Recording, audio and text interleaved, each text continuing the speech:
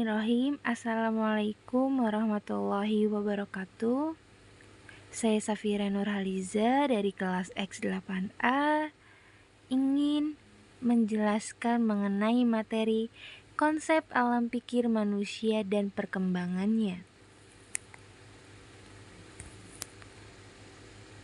Baik, di sini ada beberapa pembahasan yang ingin saya jelaskan mengenai pengertian alam pikir manusia, perkembangan alam pikir manusia, tahap filsafat atau berbasis aksi dan logika, ciri-ciri berpikir ilmiah, dampak sosial kebijakan pembangunan, dan hubungan alam pikir manusia dengan ilmu kealaman dasar. Baik, sekarang kita masuk ke pembahasan pengertian alam pikir manusia. Alam pikir manusia dapat diartikan sebagai keseluruhan kemampuan mental yang dimiliki manusia dalam proses memahami, mengolah, dan menafsirkan realitas. Proses ini sangat mencakup berbagai aktivitas kognitif seperti mengamati, mengingat, membandingkan, menganalisis, hingga menarik kesimpulan. Dalam proses berpikir ini terdapat juga hubungan yang erat antara akal, pengalaman, dan pengetahuan.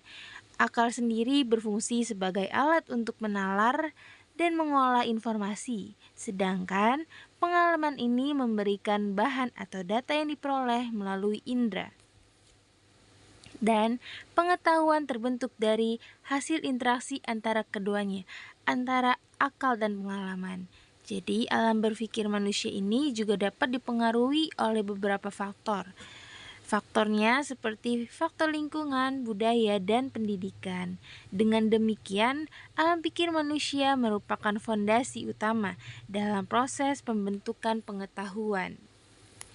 Selanjutnya, kita akan masuk mengenai pembahasan perkembangan alam pikir manusia yang terdiri dari beberapa tahapan. Di sini ada tahap mitologis atau berbasis mitos dan kepercayaan. Jadi, tahap mitologis ini merupakan tahap yang paling awal dan perkembangan pola pikir manusia. Jadi, mitologis ini merupakan tahap paling awal yang berada dalam perkembangan pola pikir manusia. Memiliki ciri utama yakni dominannya kepercayaan terhadap hal-hal gaib, kurangnya penggunaan logika, serta penerimaan informasi secara langsung tanpa adanya proses kritis. Lalu, pada tahap ini memiliki contoh yang konkret dalam kehidupan sehari-hari, seperti kepercayaan bahwa gerhana terjadi karena makhluk tertentu memakan matahari atau bulan. Dan memiliki anggapan bahwa bencana alam ini terjadi karena bentuk dari hukuman dari kekuatan gaib. Selanjutnya ada tahap filsafat atau berbasis aksi dan logika, dan ada juga tahap ilmiah berbasis metode ilmiah. Jadi, pada tahap filsafat atau berbasis akal dan logika ini merupakan fase di mana manusia udah mulai menggunakan akal dan logikanya dalam memahami fenomena alam dan memiliki ciri utama yakni berkembangnya sikap kritis, penggunaan penalaran logis, serta upaya memahami hubungan sebab akibat secara sistematis. Pada tahap filsafat ini memiliki contoh dalam kehidupan sehari-hari, seperti ketika seseorang ini mulai mempertanyakan penyebab hujan dan mencoba menjelaskan bahwa hujan itu terjadi karena proses alam, seperti proses penguapan dan kondensasi, bukan karena kekuatan gaib yang secara tiba-tiba menurunkan hujan. Adapun tahap ilmiah atau berbasis metode ilmiah. Tahap ilmiah ini merupakan tahap yang paling maju dalam perkembangan alam pikir manusia karena memiliki ciri utama yakni penggunaan metode yang rasional, empiris, sistematis, objektif, dan verifikatif. Jadi pengetahuan yang dihasilkan bersifat universal dan dapat diuji oleh siapa aja.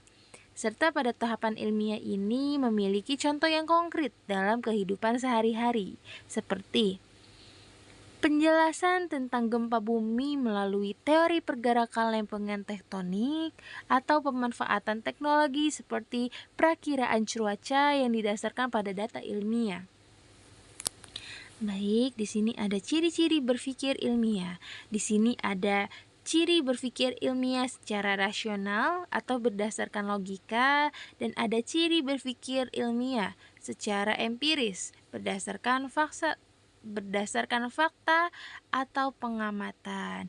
Jadi, ciri berpikir ilmiah secara rasional ini atau berdasarkan logika ini merupakan proses berpikir didasarkan pada logika dan penalaran yang masuk akal, memiliki contoh dalam kehidupan sehari-hari seperti ketika seseorang menyimpulkan bahwa es akan mencair jika dibiarkan pada suhu ruang.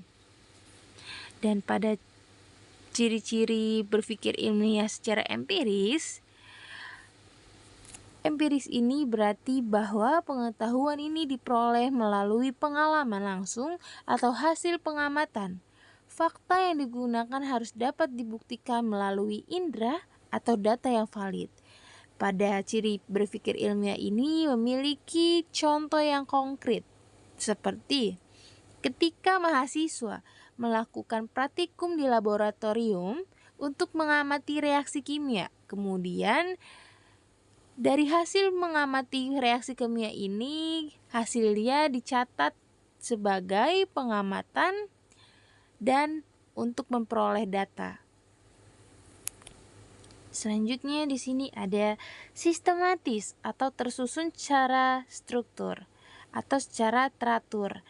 Jadi, sistematis ini berarti bahwa proses berpikir dilakukan secara teratur dan mengikuti langkah-langkah tertentu, memiliki contoh seperti langkah-langkah dalam penelitian ilmiah, mulai dari merumuskan masalah, penyusunan hipotesis, pengumpulan data, hingga menarik kesimpulan.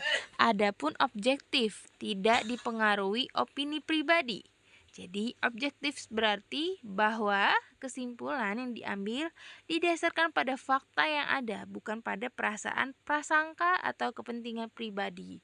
Memiliki contoh dalam kehidupan sehari-hari ialah menilai hasil percobaan berdasarkan data yang diperoleh, bukan berdasarkan keinginan untuk mendapatkan hasil tertentu. Adanya verifikatif atau dapat diuji kebenarannya. Jadi verifikatif ini berarti bahwa suatu pengetahuan ini atau suatu penelitian dapat diuji kembali oleh orang lain untuk memastikan kebenarannya, serta memiliki contoh yang konkret seperti eksperimen ilmiah yang dapat diulang oleh peneliti lain dengan prosedur yang sama dan menghasilkan hasil yang serupa. Di sini ada hubungan alam pikir manusia dengan ilmu kealaman dasar. Jadi ilmu kealaman dasar ini tidak hanya membahas tentang kumpulan fakta atau konsep tentang alam, tetapi juga mengajarkan proses bagaimana pengetahuan tersebut diperoleh. Ikatan atau ilmu kealaman dasar ini berperan dalam mendorong perkembangannya pola pikir ilmiah yang meliputi rasional, empiris, dan sistematis. Dalam kehidupan sehari-hari, peran ilmu kealaman dasar ini sangat penting bagi mahasiswa, terutama dalam menghadapi berbagai informasi yang dapat diterima dan serta permasalahan yang kompleks. Perkembangan teknologi yang berkaitan dengan ilmu kealaman juga menunjukkan bagaimana ilmu kealaman dasar ini berkontribusi dalam kehidupan modern. Selanjutnya ada dampak sosial dari kebijakan pembangunan. Kebijakan perkembangan alam pikir manusia di era modern ini menunjukkan perubahan yang sangat signifikan dibandingkan dengan masa sebelumnya. Hal ini dipengaruhi oleh pesatnya kemajuan teknologi, khususnya teknologi informasi dan komunikasi yang memungkinkan manusia mengakses berbagai pengetahuan secara cepat dan luas. Jadi, pengaruh teknologi dan informasi ini terhadap cara berpikir manusia terlihat dari meningkatnya kemampuan dalam mengolah dan menganalisis informasi. Teknologi juga tidak hanya menjadi alat bantu, tetapi juga menjadi sarana dalam membentuk cara berpikir yang lebih efisien dan berbasis data.